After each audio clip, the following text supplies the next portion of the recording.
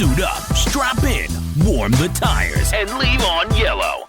Time for the MitsuTimes podcast, presented by MitsuTimes.org, the home of the fastest Mitsubishi cars. With your host, Josh.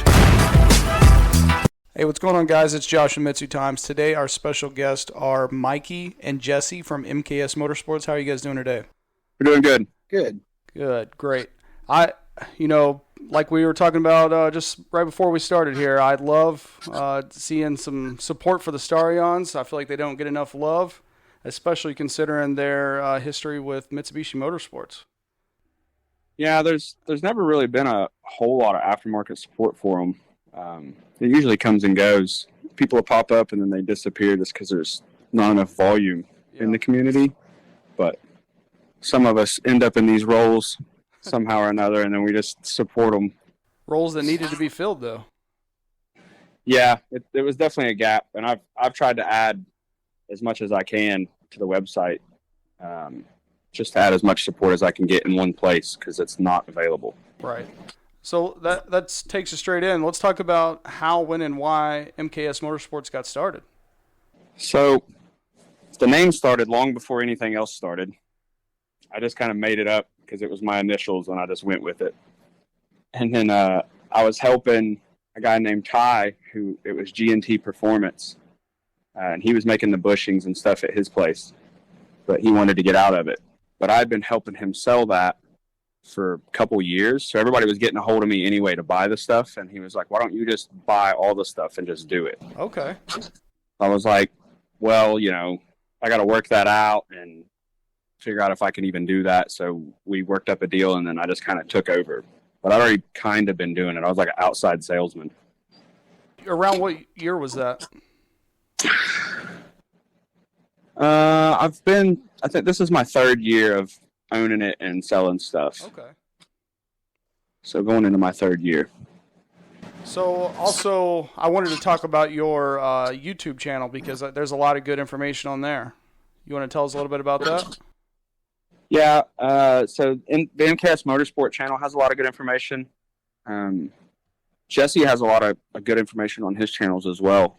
What channels are yours under? Spooled Up still? Spooled Up TV. Yeah, Spooled Up TV. Okay. There's a lot of just general car information that we have out there. I mean, mine's definitely more Starion specific, and we're trying to add to that. We had a whole video on bushings that Jesse lost. The file was corrupted. So we spent a couple of days trying to make these like how-tos and installs just to help continue the support with them. Okay. And so every time we try to install something or do something here at the shop, I'm always like, Jesse, go get the camera and let's create a video on this so it helps the next guy. There you go. Yeah. So let's talk about the products and services that MKS Motorsports offers, because I know, besides the bushings, I always see people talking about your shop when it comes to the motor swap options for the Starion. Yeah, so outside of MKS Motorsport, we also have Team Rocket Auto, which is me and Jesse and a couple other guys. Okay. Jesse and James actually started it, and it was a spinoff on Pokemon for sure. So James ended up stepping out, so it's just been me and Jesse and our two other guys for a while, but we do all the work through here. Okay. Most people just know me through the site, so they just associate MKS with the Team Rocket Auto. Gotcha. They're technically separate, but I'm the same guy, so it's all under one roof essentially. But yeah, we'll do anything here. Motor swaps. I mean, we go through stock motors or just get them running right, suspension, like whatever you want. We'll do any of that here. Awesome. So is there any parts specifically Starquest platform that you guys produce?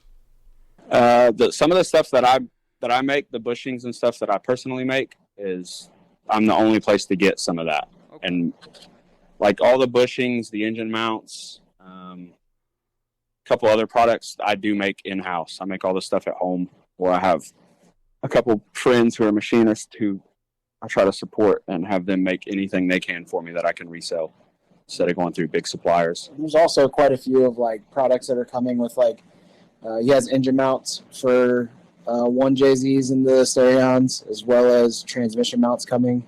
Yeah. And something like custom, one-off drive shafts if somebody needs a drive shaft ordered and stuff. that's all stuff that we can have done. That way you could make a kind of like a plug-and-play kit if you want to put a JZ and a Starion or a Conquest. That's the important stuff right there. Yeah, we work on that in between what we're doing here at the shop. Okay.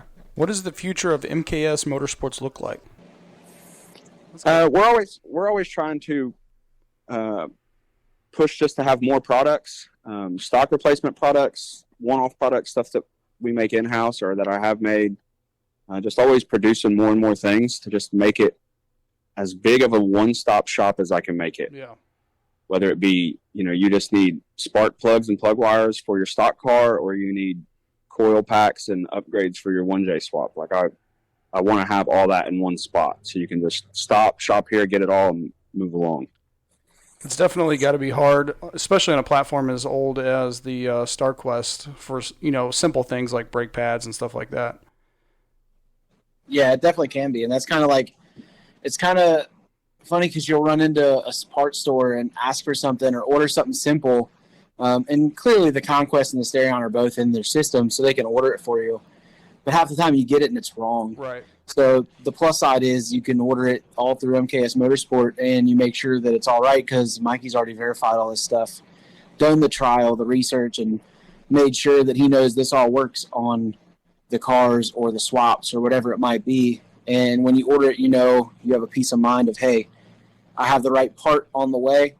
Might not get it as quick as stopping in an AutoZone, but at least you got the right part. Right. And also, most of the stuff from AutoZone anyway is still not in stock anyway.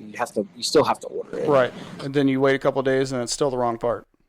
Yep, yeah. Absolutely. And that's the worst. I would rather order it offline from a place I can trust and I know than order it and then pick it up in the store and then it's wrong anyway. Right. So is there any specific products or services that you guys hope to either have in stock in the future or, a service that you want to provide in the future? We're probably good on services. I mean, I don't know what else we could offer outside of like restoring them. Right. That's not really in our wheelhouse of things. But as far as products, just whatever the need is, I stay on, a lot of the forums and the Facebook pages and just kind of see what people are looking for. Yeah. Rear calipers. Right, like rear calipers, and I've worked on that. I've tried so hard to like have A1 Cardone rebuild these calipers for me. I was like, I'll collect the cores, I'll send them in, we'll do it in like big batches, and they're like, no, you have to go through a supplier. Wow. Like, we can't deal with you as the public. And then I've tried going through some of our suppliers, and I don't want to send out a bunch of calipers and they just disappear because they're hard enough to get as it is. Right, and then they're gone forever. Right, so stuff like that, or if there's something I can retrofit that's super close, I'm always interested in that. Pretty much everything that I do have on my site, I try to keep in stock, or I know I can get it really, really quickly. Like some of the Thermal Zero stuff, they're local to me, so I could just drive down there and pick stuff up. Okay. But everything else that I have on there is typically in stock, and I just buy it and keep it at my house in my garage. So with that being said, though, why focus on the Starion Conquest platforms? So I bought mine in 2007, the silver one with the 1J, and I've had it since. And it became my thing. Like, if you knew me, you knew the car. Yeah. And it still kind of is that way. Like, even if you Google one, like mine will come up in the first 10 searches most of the time. That's what I was going to say, yeah. So, like, I've just become attached to it, and everybody, like, gets a hold of me, and I just kind of walked into the role. And I had the opportunity presented to me, and I just took it.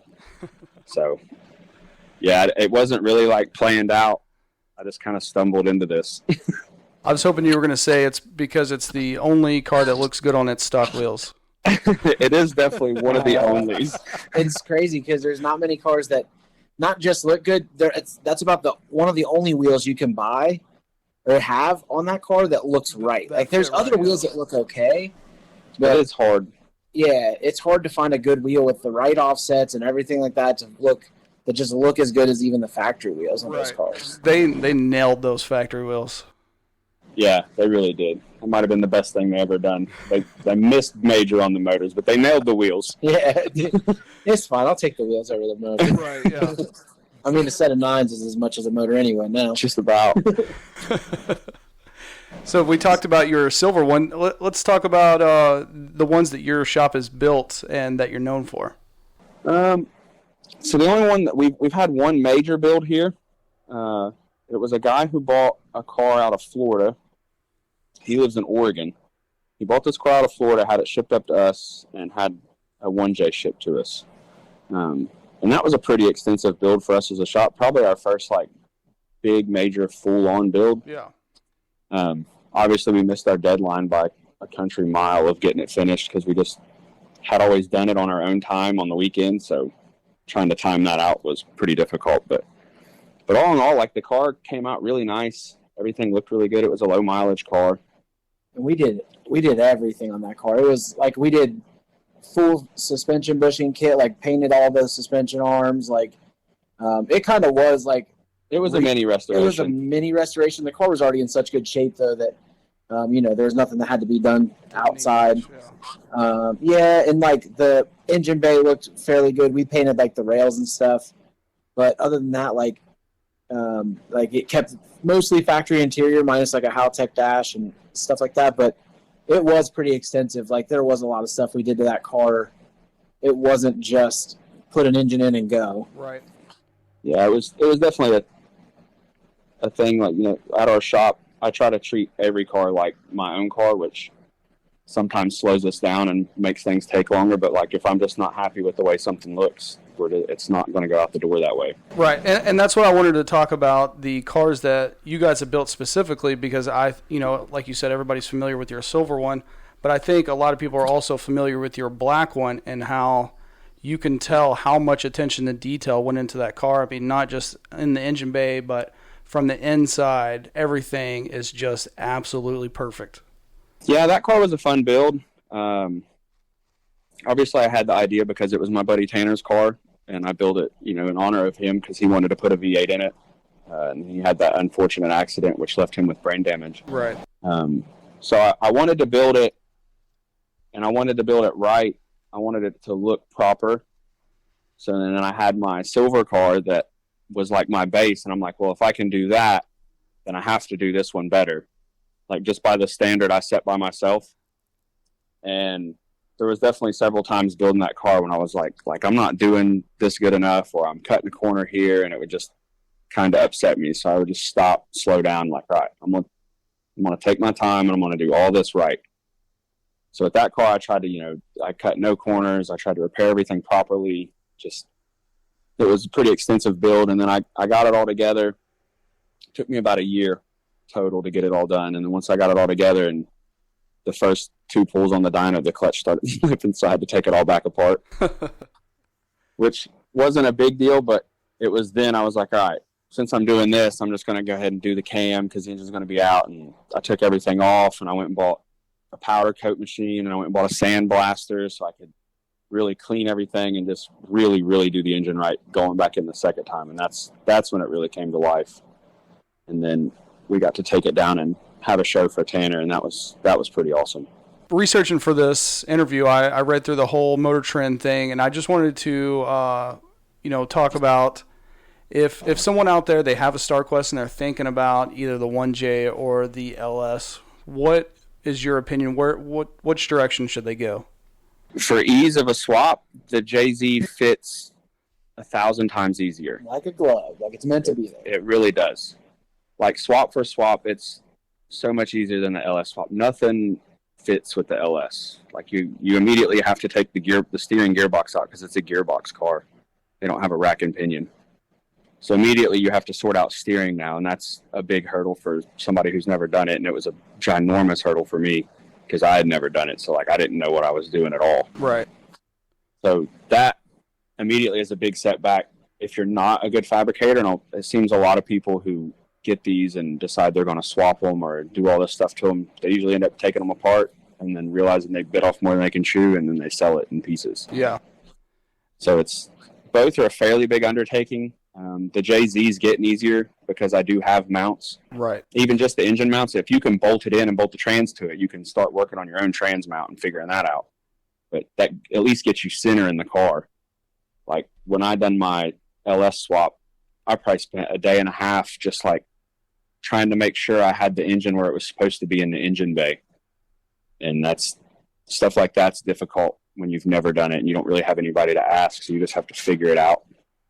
But for ease of swap, I would go 10 JZ cars to 1 LS car. Well, and the big thing is, like, the JZ cars, there's so many things that you can use.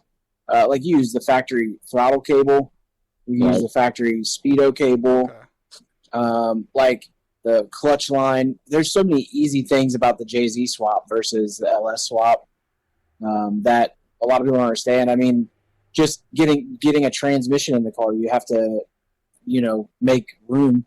You have to make room for the JZ, but that comes in form of massaging the tunnel versus having to cut and weld anything. So right. The T56 is a huge transmission. Dude, it is huge.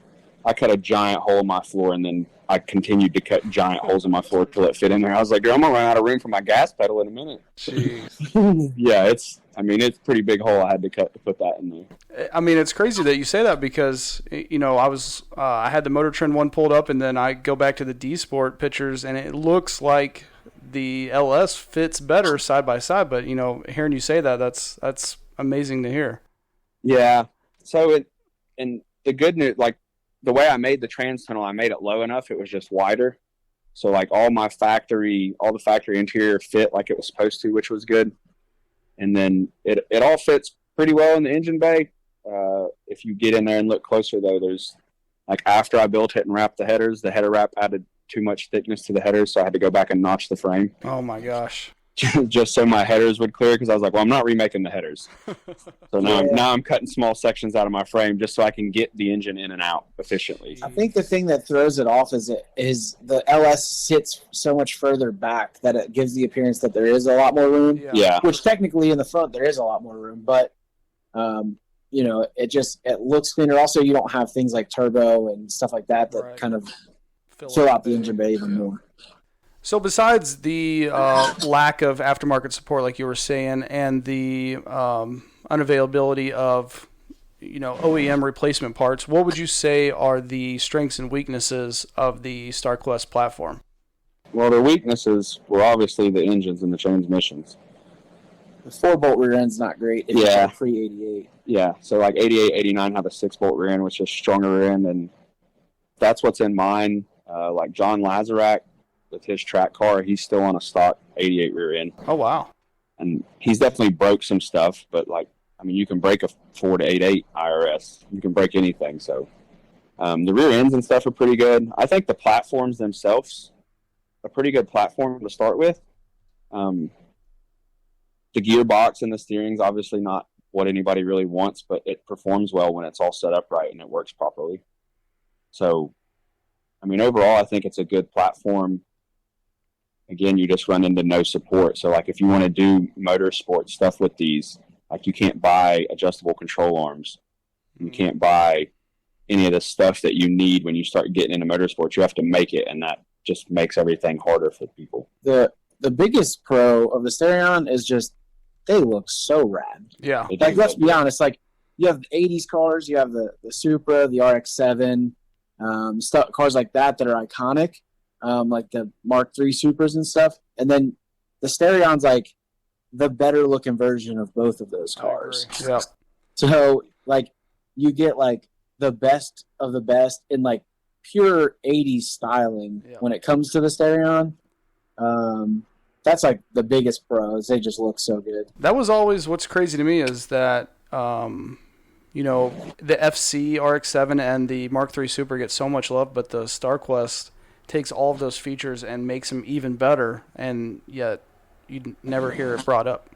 Yeah, I've always thought that was interesting too. Like you just don't see anything on it. Like even like you'll see like somebody to create a list of like, iconic cars from the 80s and 90s, and they get left off. Like it starts with the Eclipse most of the time. You're like, how'd you skip the good one though? Like you missed the better one, better looking rather. Obviously. Again, the motors and stuff weren't the best. They weren't probably the engine, to be honest. Like the engine is probably what gave it all the downfall it needed. It killed it, yeah. If they had 4Gs in those cars... Oh, they would be a staple. That car would be iconic. Like to the point it would be the Evo, like, of the time. Yeah. And it's crazy how versatile the Starquest platform is. I mean, you see them drag racing, you see them drifting, you see them doing circuit racing, even rally racing back when it was, a production car. Yeah, they killed it in rally for a while. They were good rally cars. They also didn't have G54Bs that we got either with throttle body injection that were properly built. Yeah, that's true. It kind of reminded me of like the 80s version of the Datsuns, and it's funny because I'm a Datsun guy and I have an old 280Z, and all of the Datsun guys I know have Stereons or Conquest as well. So it's like if you own one, most people own the other one for some reason. Yeah. I mean, it makes sense. If that's the era of car that you like, then you're going to have one. Yeah, it's probably about the best two from the era you could get, really. Yeah. So, guys, if somebody out there, they just bought a Starquest and they don't really know where to start, they're kind of overwhelmed by not finding any parts available, what's your advice for them to get started on their build? The biggest advice I have is be patient. Do what everyone else does and message Mike. Yeah, and then you can hit my inbox and I'll start pointing fingers in directions you need to go. Also, he might sound mean. He's not mean. He's a teddy bear. Like when I first got into this stuff, like again, it was 2007, and the biggest way to find stuff was just forums, which forums have died. Now it's Facebook. Yeah. So there's some Facebook pages out there, but like people are like, well, I can't find these parts, and like a lot of the parts you just have to find used. And all that comes with just being in the community for a long time, because I know who has used parts. Like, I know people. So I'm like, message this guy. There's even a link on your website, to be fair. Yeah, there's a link on my website to Steve Sutherland, and he just sells tons of used parts. That's all he does. He just buys them up and sells used parts. So I have him linked, and then I have 3 or 4 other people that just I know have stockpiles of parts. And I can typically find whatever I need. I mean, even sometimes it'll take me maybe a week or so to find parts, but it's just patience and persistence to find what you need with them. I can't imagine, the type of patience you need to track down all these parts. A lot. We got 6 cars at the shop right now. Yeah, there's currently like 3 of them in the other side right now that my guys are working on. Man. Yeah. 4. One needs a clutch. 4, yeah. God, there is 4 over there. 2 white ones, a yellow one, and a silver one. Jeez. That's all that's in the shop. And it seems like, maybe you guys can help me out. I know, I think, Jesse, you talked about it earlier. It seems like when one comes up for sale, it's just a roller. Yeah. There's a lot of them that are rollers, and that's because, like Mikey was saying, that when you take one apart, people will start taking them apart and then realize this isn't like it's not a very super typical car. And then they get in over their head. They're going to swap this or swap that or do this or do that. And then all of a sudden they can't find parts for it. And then they just give it up and sell it in pieces. So you end up with a bunch of rollers around here, which, helps for the swap community for people who are like, I'd just rather buy a roller. But also it does kind of suck for some of the people who want to have just for whatever dumb reason, want to have the G54 in there and, enjoy a factory Stereon or Conquest. All right, so what is it about the Starquest platform that keeps you motivated to keep them on the road and make them go faster and look cooler and have better engines? Dude, I'm just out here trying to get rich. We're in the wrong market. We're in the wrong market. That's what I was going to say. How's that working for you?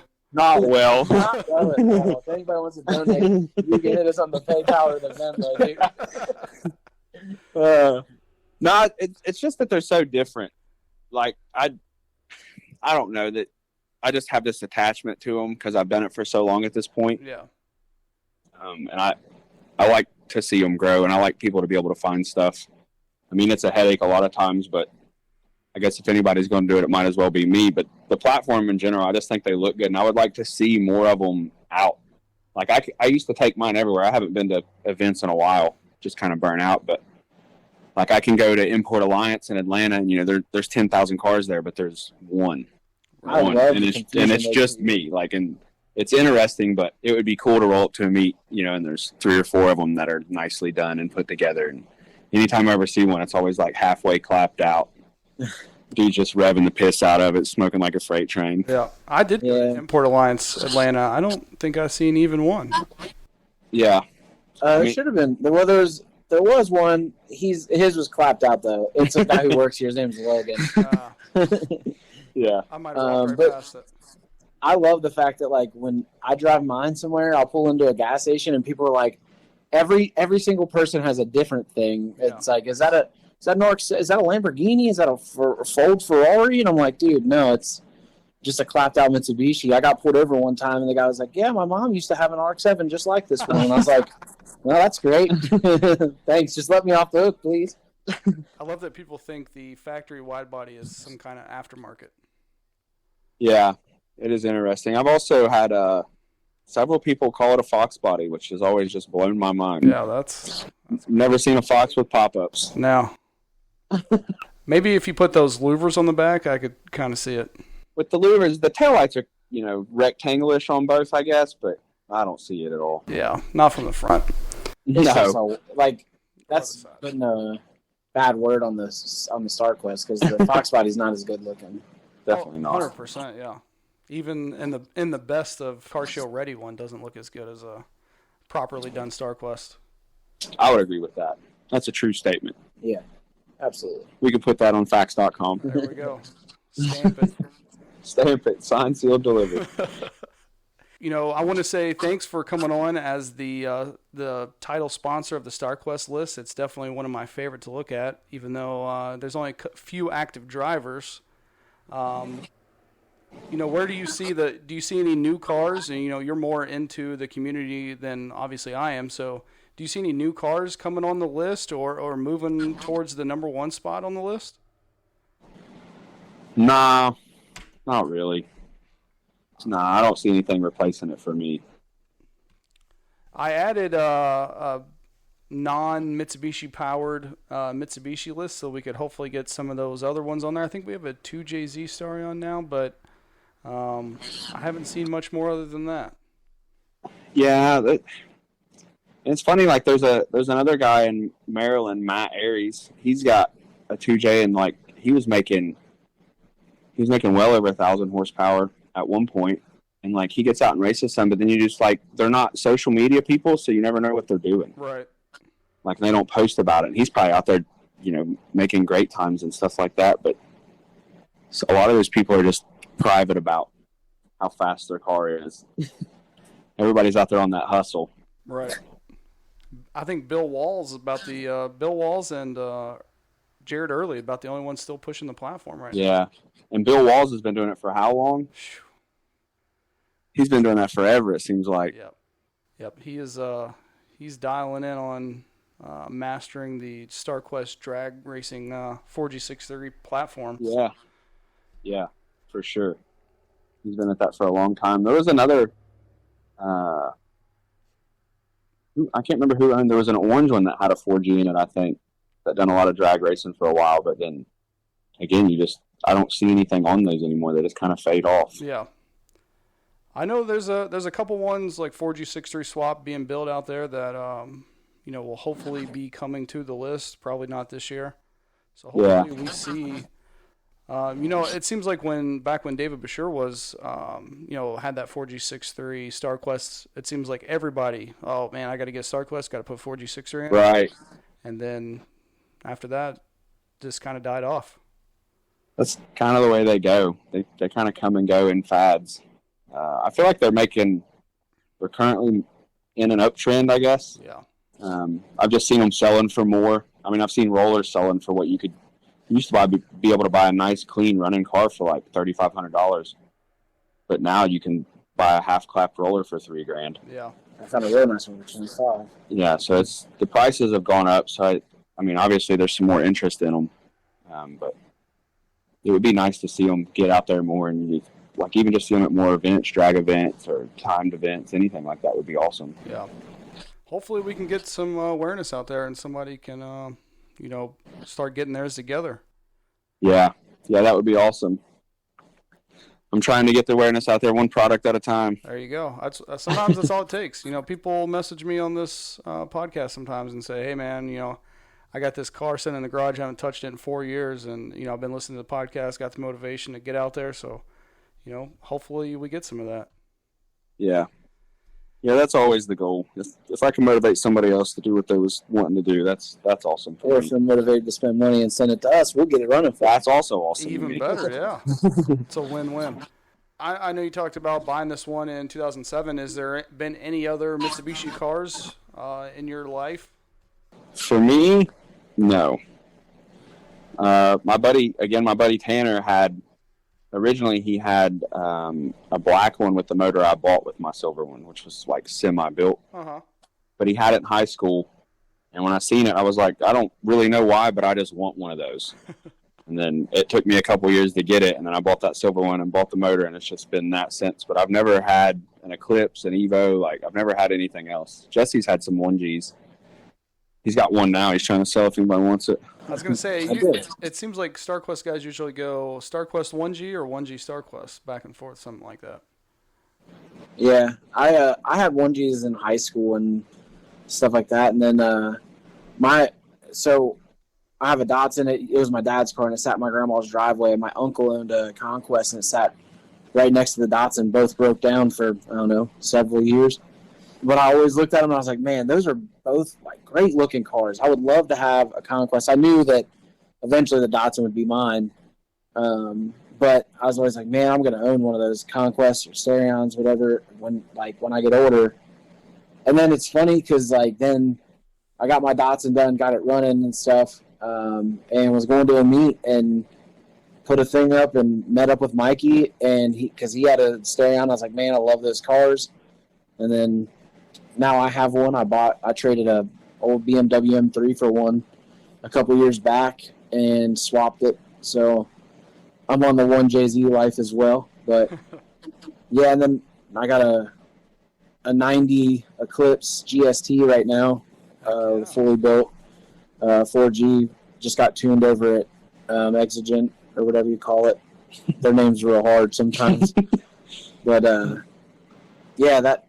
So I've always liked the Mitsubishi thing. I've never been rich enough for an Evo, so I'll stick with the poor cars. But yeah, I've always loved just Mitsubishi in general.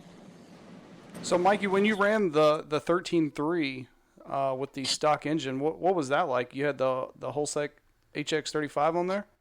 Yep, that was an MPI build with the whole set. That car actually ran pretty good. For what it was torquey as all hell. Like, I first had it tuned. I never got back to the dyno with the whole set, but I had it on like a 19C turbo, and it made like 275 at the wheels and then like 374 torque. Oh, wow. Yeah, like it was all torque. So like when I ran it at the strip, I'd never really drag raced either. So I got like a terrible launch. I just couldn't get the car moving good. And it ran like a 13.3 or 13.1. I think a 13.1 is the fastest I'd made it down the track. And I just could never get it to move, and I was scared to break it because I was still on 4-bolt axles too. Yeah, especially with that much torque. I don't blame you. Yeah, so I wasn't trying to hammer it on it, but it felt good. And then one time I was driving it, and it felt really good, and it's because I forgot to hook my wastegate back up. And I looked up on my boost gauge, and it pegged 30 pounds. I was like, man, that does feel good, though. So I gave it one more rip before I took it home. Probably the death of it, to be honest. Sometimes that's what does it. It was a good time, though. 10 for 10, I'd do it again. Worth it. So do you guys have any goals for the shop for the end of the year? I know it's kind of sneaking up on us here. Stay open. Keep the doors open. Make money to pay rent. Yeah, trying to keep the lights on and keep checks rolling. No, we're always interested in growing. Anything we can do. We're trying to add window tint and stuff like that we can do here. Yeah. We're trying to add more. Yeah, we're trying to add more like online sales, just products and stuff. We're trying to get a good website going so you can purchase straight through us instead of, you have to message us to buy stuff, which works for local people. But we need something good online where people can buy, because we're a vendor for hundreds and hundreds of products. I mean, we got a list of stuff that we can get, but nobody really knows about it. So we're working on that, and that would help push us in the right direction as well, I think. So are there any events that you guys plan to attend this year? I know the shootout's coming up soon, and then we got World Cup. When is the shootout? It is the 28th of September to the 2nd of October. I wouldn't mind going up to that, to be honest. I've been asked by a few people. Josh over at Haltech and stuff has asked about it. But it's about me taking the 1G up there, but hoping it's sold by then. We also there's a couple of local events that we try to do. There's a thing around here called Good Enough Garage. We try to do that. They have like a fall meet around Halloween every year. We might try to get in, like, do Cavalcade again. We did that a couple years ago, and that was pretty decent. And then I think maybe like Import Alliance down in Bowling Green, possibly. Just depends. Honestly, like, we stay so busy, like, outside of here as well, that it's hard to get out to some events. Yeah. By the time we know about them, it's already, hey, it's this weekend, and we're like, well, we can't go to that. We have other things going on, so we would like to try to make it out to some. It's definitely good for the brand to get out there. So finally, is there anybody that you guys want to give a shout out to for, kind of getting the shop to where it is, helping out around the shop, anything like that? I mean, we've had a lot of help just from friends in the industry. Yeah. Like the guys at Haltech have always been super cool with me just because I built a personal relationship with a lot of those guys. So we've had a lot of help from them, and then some of the other companies we've worked with. Thermal Zero was always cool with me. He's a local guy. Just stuff like that they've kind of helped us learn and like figure out how we go about adding more products or getting with other companies, or they just kind of help guide us in the directions we need to go. So anybody like that who's helped us, our two techs, Logan and Brody, do a lot for us. I appreciate those guys, and just I guess I appreciate Jesse some too, even though I want to knock him out most of the time. That's fine. All right, guys. Well, I want to say one more time, I appreciate you coming on as the title sponsor for the Starquest platform list. I know I've had people message me saying that they didn't even know that there was fast ones out there, or people building drag race ones. So, I really appreciate it. I love keeping that list alive, and I hope we can keep doing it. And it was good talking to you guys. I appreciate you guys taking your time out of the day to come on here and kind of spread some awareness. And hopefully people get out there and look at your website and see all the stuff you guys can do, and check out the cars that you guys have built. Yeah, absolutely. Thank you. Yeah, man. It was a good time. We could do this again sometime. Definitely. Well, we'll do a part 2 in the future. All right. That sounds good. All right, man. Y'all have a good one, and I'll talk to you soon. All right, man. Thank you. Thank you for listening to the MitsuTimes podcast. Check out our Instagram and Facebook for daily updates. Get added to our list by going to MitsuTimes.org and clicking Submit a Slip. Thank you to all of our sponsors.